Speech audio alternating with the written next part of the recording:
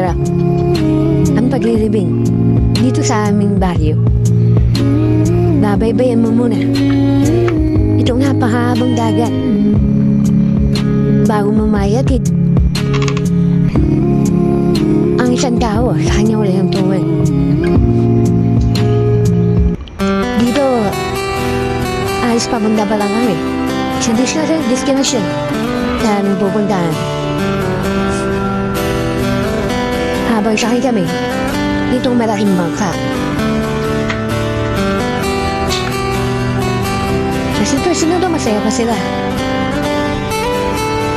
Habang papunta pa lang kami doon.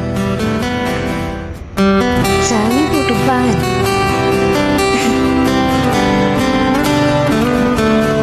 Kaya kapag mas nanilido, idol, kung gaano ay hirap ang sitwasyon,